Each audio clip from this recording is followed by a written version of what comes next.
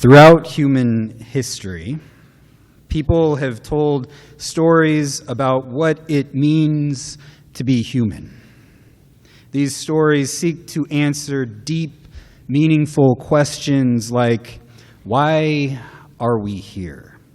And what is the meaning of this life?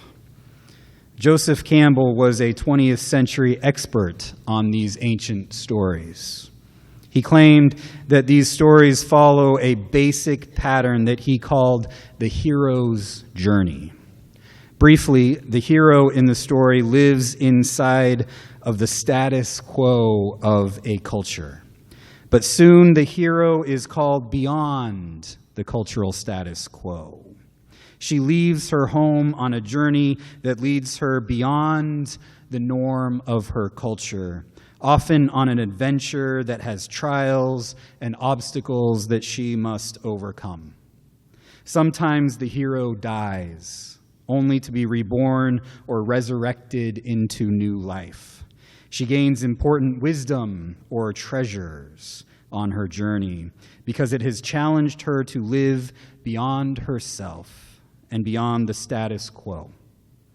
The hero usually returns home with newfound insights from her journey to challenge the culture that remained at her home.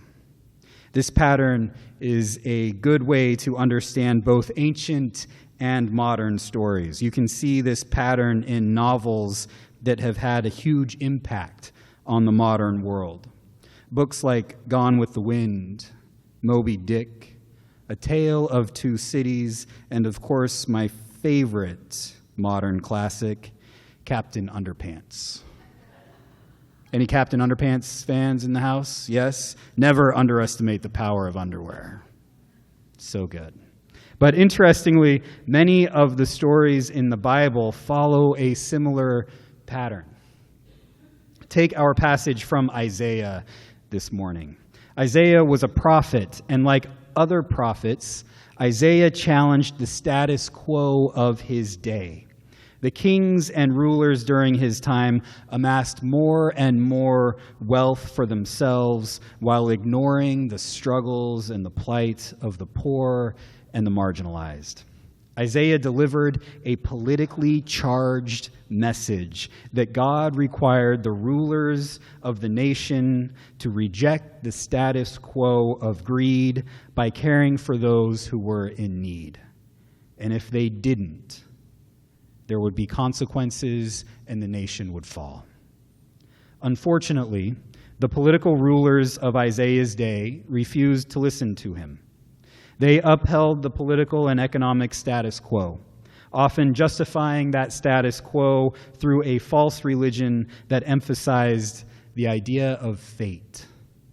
The rulers worshipped gods of fate who they thought blessed them with power and wealth and thus cursed the poor with poverty. There was nothing that they could do or should do because the gods of fate made the world this way. But the prophet Isaiah didn't believe in the gods of fate. He believed in the God of compassion for all people, but especially for those who are poor and marginalized.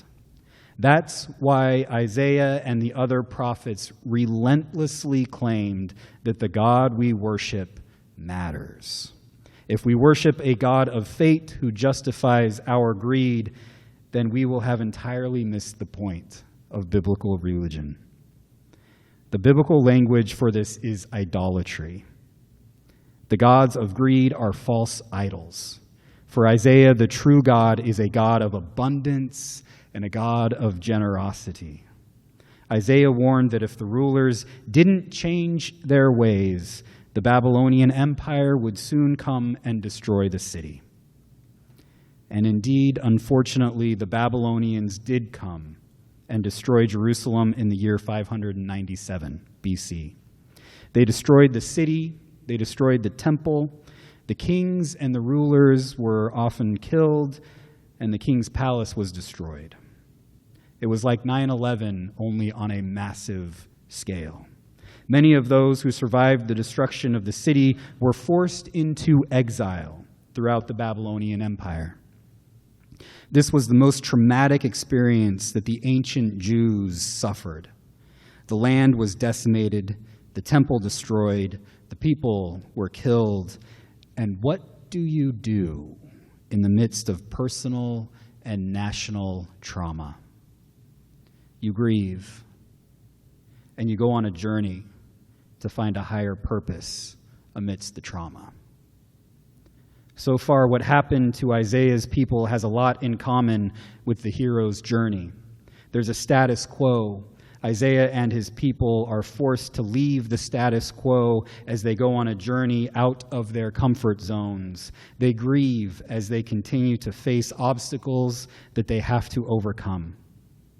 But one of the things that is different from the hero's journey is that the ancient Jews were not really heroes, at least not in the worldly sense. More often than not, our ancient Jewish spiritual ancestors were losers of the ancient world. They lost to the Egyptian Empire, the Assyrians, the Babylonians, the Greeks, the Persians, and the Romans. Empire after empire conquered the Jewish people. They were losers of the ancient world who experienced trauma after trauma. And the great thing about them is that they believed that God looked upon them, the losers of the ancient world, and said, I can work with that. What do you do next? What do you do after a traumatic experience? In the midst of the Babylonian exile, Isaiah thought that maybe his job was just to restore the nation and bring back the land from exile. But God had bigger plans for Isaiah and for his people. It's too light a thing, says God, that you should be my servant, to raise up the tribes of Jacob and to restore the survivors of Israel. I will give you for something so much bigger. I will give you as a light to the nations, that my salvation may reach the ends of the earth. God's plans were so much bigger than what Isaiah had in mind. During this time of national tragedy, Isaiah's plans were too light. They were too small. God called Isaiah to act big during this time of trauma because the world needed something big. The world needed the light of God. Isaiah and those in exile were to be a light to the nations. They were to go out among the people and show them God's love. Israel was forced to journey beyond its borders to a strange land, but God hadn't left them.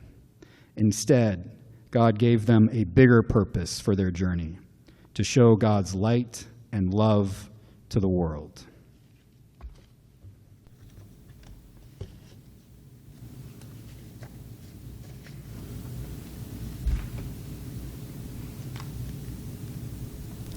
And we're running a little bit out of time, so I'm going to cut this a little shorter because I would like to invite us to do a little meditation before our annual meeting when we go over the budget. God asked Isaiah and his people to do something big. And I think that we are in, you may agree, a similar time of national trauma in our world. I don't know what 2020 is going to hold for us, but I know that God has been asking us to do big things in 2019, and we did do big things. How many of us thought in 2019 that we would team up with strippers to help kids in Mississippi? Did you see that one coming? God has bigger plans than what we have planned. How many of you thought that we would open our doors to a choir called the Renegade Gospel Choir? I had no idea that was coming. So I have cut out steps, and you have markers in your pews, and we may need to share them with one another. But I invite you to grab a marker and some steps, and I just want to do a little brainstorming. In our gospel passage, Jesus says, oh, you've got those. Can you just pass those around? Jesus says, "Come and follow me." After the disciples asked him, "Where are you going?" Jesus says, "Come and see." There's a mystery to this discipleship. But there's also planning involved.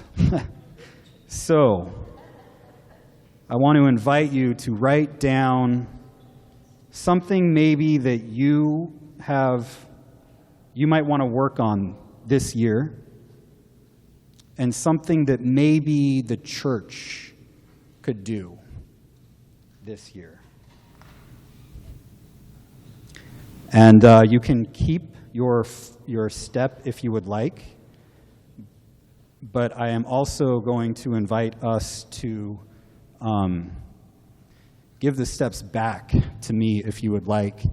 And what I would like to do with them is to post them up on the wall somewhere, just as a reminder that we're on a journey together. We're in this thing together, and God is asking us to do some pretty big things in this world. So does somebody need a step? Everybody got a step who wants one? Okay, just take a few minutes. Think about where we might be going together in the next year.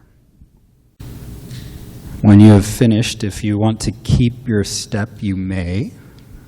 And if you'd like to if you don't want to keep your step, if you'd like to pass it to the center of the aisle, then I will take them.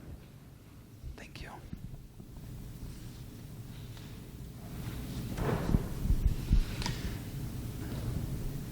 Because one of the things that we notice in our passages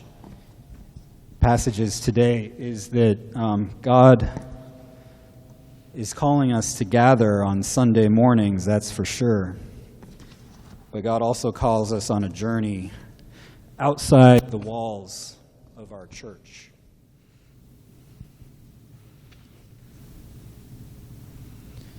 So we have some steps that are going to remind us during our annual meeting that we're here for one another, and we are also called to be a light to our community. So friends, we are on a journey together to be a light inside this community to one another, to lift each other up, and we're also called to be a light to the world. Hi everyone, this is Adam Erickson, reminding you that no matter who you are or where you are on life's journey, you are welcome at Clackamas United Church of Christ. We are located at 15303 Southeast Webster Road in Milwaukee, Oregon.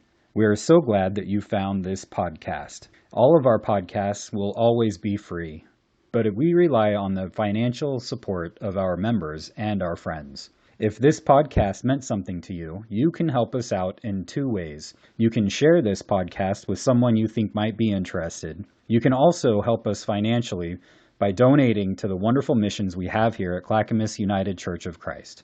To do so, you can go to our Facebook page, our website, or our YouTube channel, and click on the Donate Here button. Our worship services start at 10:30 on Sundays, except for during the summer months when we start at 10 o'clock.